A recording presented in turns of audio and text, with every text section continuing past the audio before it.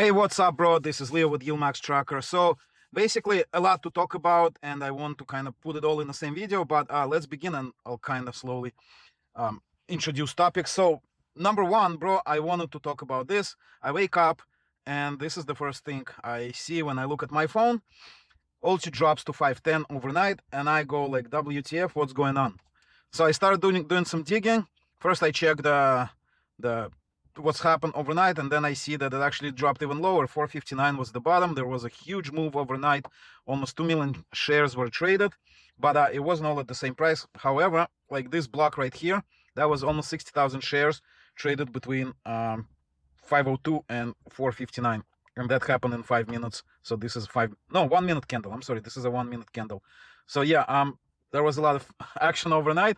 So bro, I decided to do some digging, and we'll talk about the digging. But first of all, bro, I want to really thank everybody who subscribed. We finally hit 3,000 subs on this channel. I really appreciate it. And so if you're not subscribed, make sure you do. Welcome you to the family. Smash the like button. It really helps with the Google algorithm. Okay. And so after that, I want to do a daily recap. So I finally finished this recap thing. But before we jump into all of this, there is a lot to unpack, bro. This is not financial advice, just, you know, coverage of YieldMax and what I'm doing. So anyway, I started doing some digging about the ULTY overnight drop, and pictures like this, they pop up all over the place. And by the way, I wasn't sleeping. This was 11:44. That's 11:40. That's when it started. I wasn't sleeping, but I just wasn't checking my phone, and I missed this action. So I go on Reddit, and I see this post. The guy, by the way, kudos to him. He did not sit on this quietly, shared the story, and the title, here's what he says. Title says it all. Sharing to show you what paper-handed fool does in panic. So first of all, bro, just not a financial advice, but don't panic sell. People who panic sold in April, they're now, and this is not just retail, like institutional investors sold a lot more, but they're hating life after that sale. And people who bought, like me, they're at least they're happy about those buys. Anyway, so I started reading, and apparently this guy, for him, it's he says in one of the comments that this is a small chunk of his portfolio right here, and so I'm thinking, if this is a small chunk of his portfolio, and if you read further, he says that he's been trading stocks for 25 years. I wonder, like this is not his first rodeo. Why did he sell 15,000 shares at 460? And this is the realized loss. Now, of course, he collected some dividends. So I don't know what his average was. I don't feel like calculating, but it looks like his loss was $1.40, give or take. So we divide basically 25,000 by, we can actually let's do that. But I think his average was like $6. He collected some dividends, 25 divided by 15. So $1.66 he lost per share. So I guess he was sitting like on 220. On 625 average, give or take. So yeah, I don't know what his total loss was, but my question was more like, with 25 years under your belt, you lived through GFC, Great Financial Crisis, 2009 crashes, COVID crash, Biden crashes, like why would you paper hand like this? But the moral of the story, again, not financial advice, but don't panic sell, bro. Yeah, this was just a short-lived disaster for this guy. So yeah, I still don't have an answer. I actually asked him in the comments, like, with so much experience, why would you, paper hand? But whatever, it is what it is. So if we look further, there was one of the guys that commented on my post. Check this out. This is this guy here, StockDocs MD. He actually bought half of the of this guy's shares. He bought $8,000, average about 475. So congrats to him, StockDocs MD. Yeah, nice buy. Now, bro, ULTY might keep going down, if this thing continues. We're still waiting for Friday Jackson Hole meeting and what Jay Powell will say, and he might turn out to be super hawkish, and then I think we'll have really high volatility in the markets, and ULTY might drop to $5. And by the way, like, some of the guys on yesterday's video was asking me about, what, like, he was worried about ULTY being below $6, and I'm like, bro, it can go to 5. A couple hours later it did, but that was a freak moment. So anyway, let's cover what the heck happened yesterday.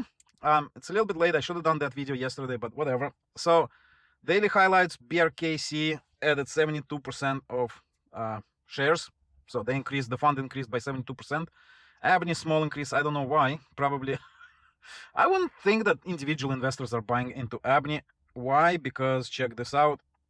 If we go to YMAX, right? So we look at holdings. Yeah, hot damn, it was YMAX that bought it. Yesterday they were sitting at 86.9 and now they're sitting at 87.38. So they bought ABNY. What the hell? So that means people bought into YMAX. Check this. No. So why would they? Probably because they rebalanced and ABNY fell in price. Maybe. I don't know, but I'm really not happy that YMAX is holding ABNY. So this increase is, if you hold YMAX, you basically bought ABNY. That's what happens.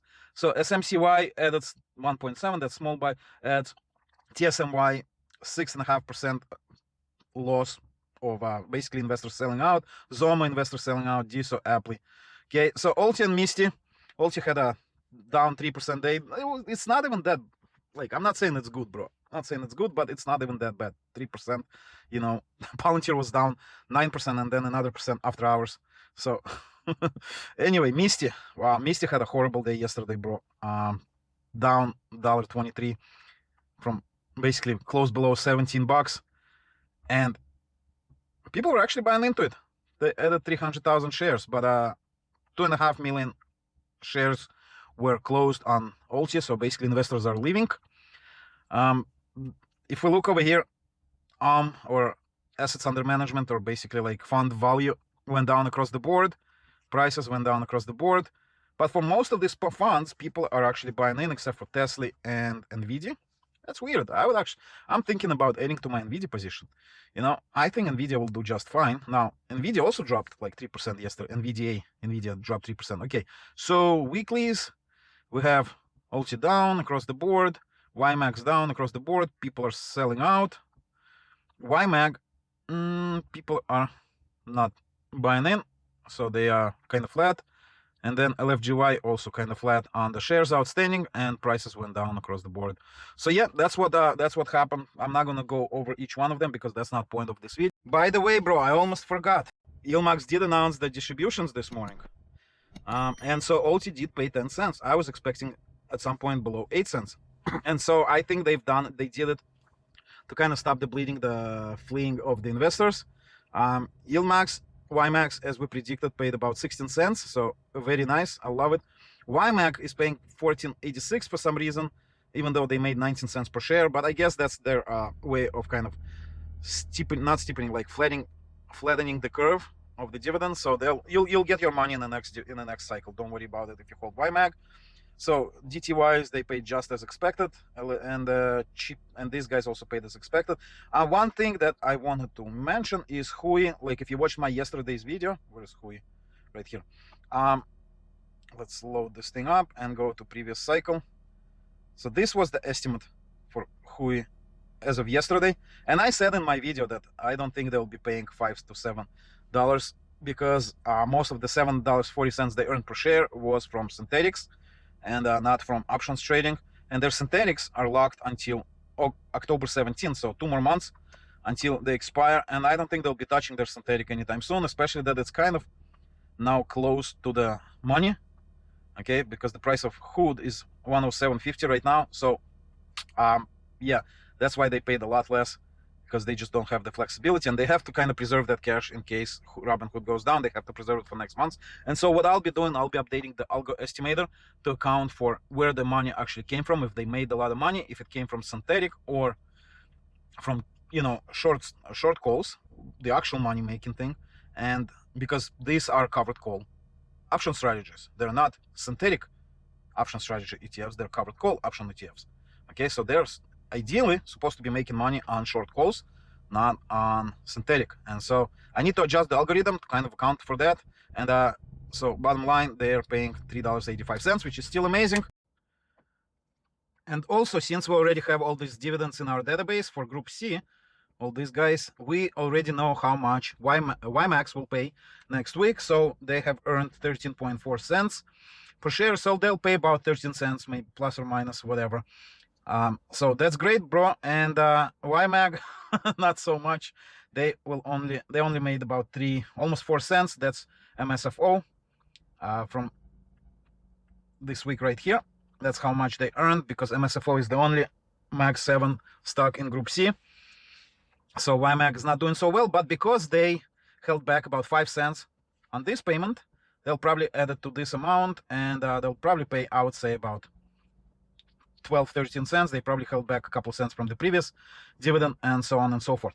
Okay, bro, so a couple things I want to talk about at the end of this video. Number one, so as I'm recording this, I had to pause for a couple of hours, and in this time markets have crashed, morning crash. I started recording this before the market opened, but we can see the action on msty. It fell all the way to like 613, and now it's nicely recovered. And I went shopping. I bought a bunch of calls for April and January at the money, in the money. So $15 calls, 16, 17. So that's what I've done. And while I have this minus $175 minus $200 total return, that's on the $21 call over here. That's for January. I bought it earlier, but I still think that we will recover, because MNAV on MicroStrategy is nearing 1 at this point. And I think if Bitcoin pumps, and I think it will toward the end of the year, it usually does so in the fall, I think MicroStrategy will recover nicely, and I believe all these long calls will be printing, but maybe not. Anyway, it wasn't a big investment. And finally, bro, I want to finish off. So there's this person, Alice Mia, on X, and she has about 17,000 followers. I think it's a she, but you know, could be a AI generated avatar. But let's assume it's a girl, pretty one. But anyway, so she's been boasting about how much money she's making with the ULTY and how many shares she has. Here shows 125k shares and how much she's buying, all of it, and then telling people to chill when the price of ULTY started going down. And then all of a sudden, 5 days ago, makes a post that she sold all the ULTY and moved it into something else. Okay, and the reason I bring this up is not to criticize her in any way, but to basically tell people to not blindly follow influencers, because like it's really tempting when you see all these crazy dividends to kind of jump into stuff you don't understand, spend the money, and then you know, like once it starts going down, to start crying about it. But she sold out after like basically days and days and maybe even weeks of posting how much she's buying, and she was buying like 603. Like there's a bunch of posts like I couldn't resist, I keep buying, you know. And then, you know, I just added a bit more over here. ULTY 315 shares, boom boom boom, 1600 shares. So all of that good stuff, and people, you know, like, yeah, her audience is not super big, but you know, big enough for people to follow her. And now basically like she's counseling people about, you know, like people DMing her and like basically crying how much they stressed, and she's counseling them and calming them down. Basically the point of it is, you know, guys, investing is, you're investing your own money. So you know, use your brains when you invest. Don't just blindly follow influencers into buying stuff you don't understand. Do your research before you put money into stuff like that. And YMAX, ULTY, all these YieldMax funds, they are risky. It's in their prospectus, and you know, they could decrease, and there is a volatility coming up in the market. On Friday we have JPOW token, and if he is super hawkish, we might have a big drawdown on the market, and ULTY might as well go back down to $5 where it was like this morning. So brace yourself, prepare for that mentally. It could happen. It's not guaranteed. Like if JPOW is hawkish, then we could have like VIX spike and stuff like that, and stuff can go on sale. Today, by the way, Palantir dropped to $143. Yesterday dropped over 10%. This morning it was down to $143, and I actually bought a leap for December 2027. Yeah, it's kind of still expensive, but I feel it's a generational stock, so I bought a leap, not shares, but anyway, I have more than 2 years for that thing to play out. So yeah, but then on Friday, if JPOW is actually dovish, we might have like a super rally in the market, because right now everybody just wants to hear that he's gonna cut rates. So with that said, bro, be careful out there. Good luck to every holder of YieldMax funds.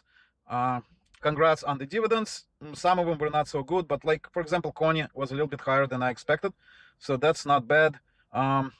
Yeah, YMAX, pretty good dividend. And again, next week we will be getting about 13 cents on YMAX, so if you hold that, congrats. And bro, once again, smash the like button, subscribe to the channel. Again, thanks for everybody who subscribed. We have now 3,000 subs. I'm grateful for that, bro. And I'll see you in the next video. Peace.